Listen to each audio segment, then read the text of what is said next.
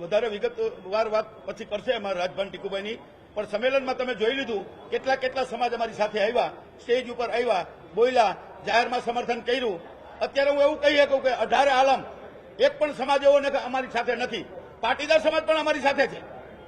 એટલે મેં કીધું છે કે પાટીદાર સમાજની બેનને દીકરીને ટિકિટ આપો, બરાબર છે, તો પણ અમે એને ચૂંટાવવા માટે રાજપૂતાણીઓ સાથે રહેશે. નિષ્ણાતો એવું કહી રહ્યા છે કે અત્યારે જે ચાલી રહ્યું છે અત્યારે યુદ્ધ, હવે એ યુદ્ધમાં પાટીદાર વર્સિસ ક્ષત્રિય જેવું થાય. ના, એ અફવા છે, એ માનસિકતા છે. એટલે તમને કહું છું કે બે સમાજને સામા ઉભા કરવા માટે ઘણા બધા પ્રયત્નો થશે. આ તો કાંઈ નહીં, આજથી પ્રયત્નો એવા પણ થશે આંદોલનને કચડી નાખવું. જેમ કાળા વાવટાનો કેમ કીધું કે કાળા વાવટા ન ફરકાવા, એ તો અધિકાર છે લોકશાહીમાં ગમે તેનો, ક્ષત્રિયોની વાત નથી કરતો. તો કાલ હવે બીજો કાયદો લાવશે કે કોઈ મારા જેવા 10 જણા છે એની અટકાયત કરશે, નજર કેદઈ રાખશે, હદપારે કરશે. પણ તો પણ આ આંદોલન વધારેમાં વધારે ઉગ્ર બનશે. એ અમને સમાજમાં રોષ જોતા દેખાઈ આવે છે કે આ આંદોલન મારા એકથી ચાલે છે, બરાબર છે, કે કોર કમિટીથી ચાલે છે એવું પણ નથી. કોર કમિટી નેતૃત્વ કરે છે અને આ યુવાનોને રોકવા માટેનું એક મોટું કામ કરે છે. પણ જો નેતૃત્વ વહી ગયું તો યુવાનો કોઈના હાથમાં નહીં રહે. એ જવાબદારી પછી કોની? સરકારની. અમે તો પગે લાગીને કહીએ છીએ, વિનંતી કરીને કહીએ છીએ.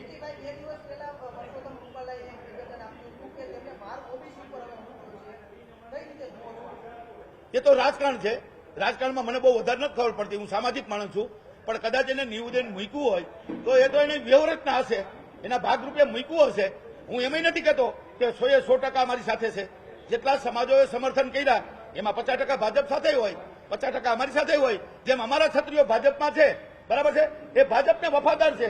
તો અમે એને મજબૂર કરતા નથી કે અમારી સાથે રહ્યો, ન રહ્યો તો કાંઈ નહીં. પણ કે ને દિયે ઉસકા ભલા ન દિયે ઉસકા ભલા, એને વિચારવાનું છે કે ક્ષત્રિય તરીકે મારે ક્ષત્રિયની વફાદાર રહેવું જોઈએ અને ભાજપને વફાદાર રહેવું જોઈએ. બંને સાથે વફાદારી રહીને પણ કામ કરી શકાય. પણ અમે એને મજબૂર કર્યા નથી કે તમે અહીંયા આવો, નિવેદન કરો, અમારી સાથે રહ્યો. કારણ કે એવું નિવેદન અમને ક્યારેય 20 દિવસમાં નથી. તમે પહેલે દિવસથી એવું કહેતા આવ્યા છો, 18 વર્ષ તમારી સાથે છે. કડવા અને લેવા પાટીદારો છે, આમની સાથે કોઈ ક્ષત્રિય સમાજ બેઠક કરીને આખો જે આ અત્યારે જે મામલો ચાલી રહ્યો છે આને લઈને કોઈ ચર્ચા કરવામાં આવશે?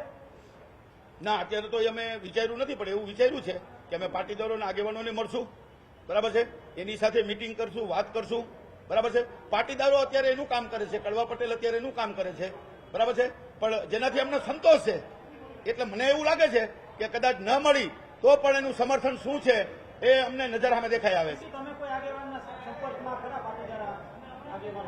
મારા તો ઘણા બધા આગેવાનો છે, સંપર્કમાં નથી, એની અરે ચર્ચા કરી નથી. પણ ઘણા બધા મારા મિત્રો છે, ટોપ લેવલે જે દિલ્હી લેવલે બેઠા હોય એવા મિત્રો પણ પાટીદારોના, કડવા પાટીદારોના છે. પણ એ તો મારી પર્સનલ બાબત થઈ ગઈ. આ બાબત છે સમગ્ર ક્ષત્રિય સમાજની. મને ક્ષત્રિય સમાજ આદેશ કરશે કે પાટીદારોને મળીને આપણે એક વ્યૂહરચના એવી કરીએ. અત્યારે ભાગમાં લીધો નથી, પણ એ મુદ્દો લેવામાં આવશે તો બધા આગેવાનોને ચોક્કસપણે અમે સમાજ બોલાવશે, હું નહીં બોલાવું. સમાવવા જોઈએ ને પાટીદારોને આ આંદોલનમાં તમારી સર્વ સમાજ એમાં પાટીદાર આવી ગયા, બધા આવી ગયા, બધા સમાજ. અમારી જિલ્લા અને તાલુકાની જ્યાં જ્યાં સભાઓ થઈ છે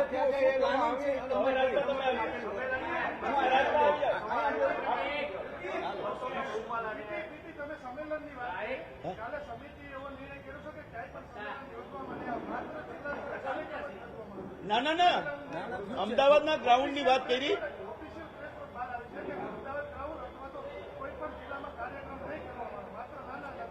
એવું કીધું જ નથી. એને સંમેલનની અમદાવાદની ના પાડી.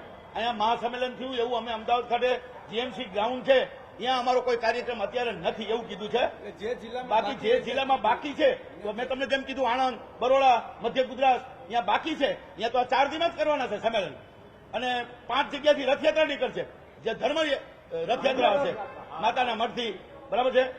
અમે તો મા ખોડિયારના આશીર્વાદ લેવા કાલે જવાના છીએ, બરાબર છે, કે ભગવાન અને સદબુદ્ધિ આપીને જો આ પૂરું થઈ જાય તો ખોટી આ વાદ વિવાદ ને બધાનો અંત આવી જાય.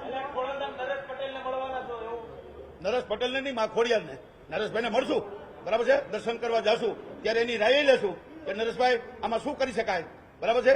પણ અત્યારે એ મુદ્દામાં નથી એટલે તમને ના કહી શકું. પણ નરેશભાઈને મળવાનું સમાજ નક્કી કરશે, સંકલન સમિતિ કરશે તો ચોક્કસપણે મળશું.